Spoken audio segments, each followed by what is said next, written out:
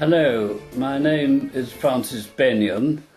This talk follows up my cautionary video warning against the plan for a one-day strike on the 30th of June 2011, which was titled Teachers' Pensions, a Flight from Reason.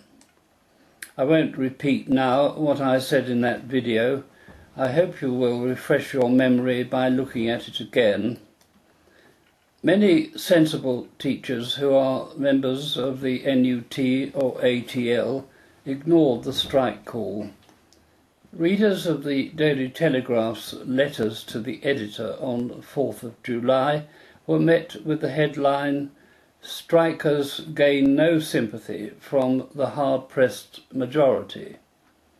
Mr. B.J. Colby of Portishead, Somerset wrote, "Sir, it is nonsense that public sector workers should expect to be immune from the job losses, pay and pension reductions that the majority in the private sector have been suffering for years."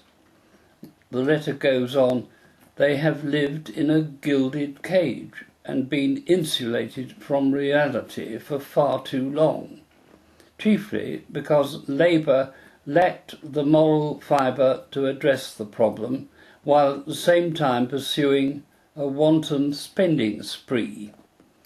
The letter goes on, "Now that the worldwide financial crisis is forcing massive reappraisal of all government and industrial plans, the public sector need to bear their fair share of the necessary burden and realise we are all in this together.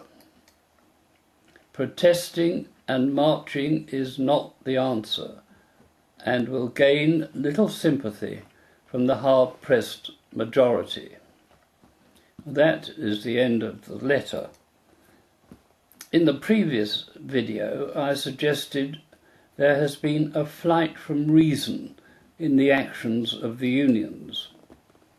Back in 1970, it was immoral and therefore contrary to reason for NUT teachers, in order to further their personal financial advantage, to threaten to prevent school exams being held, thus causing their pupils great anxiety.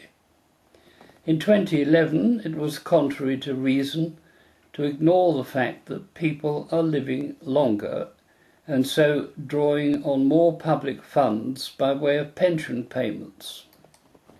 It was contrary to reason to disregard the fact that the coalition's government's proposals are based on a thorough fact-finding report drawn up by Lord Hutton, a former Labour government work and pensions secretary.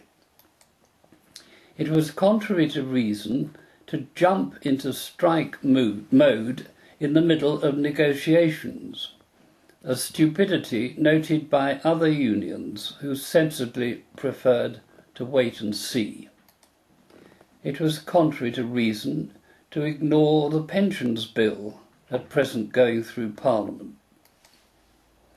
It was contrary to reason for the ATL president to abandon his union's 127-year anti-strike history on the unsubstantiated ground that, quote, "unless we take a stand now, the government will irreparably damage education in this country and children will lose out."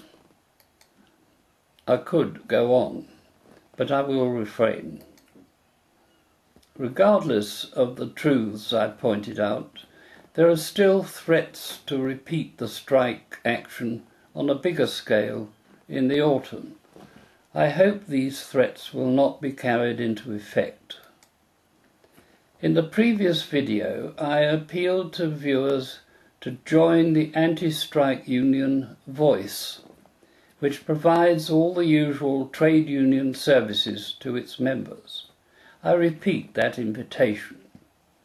I would also ask you to look at my video titled "Unison Threatens the Government."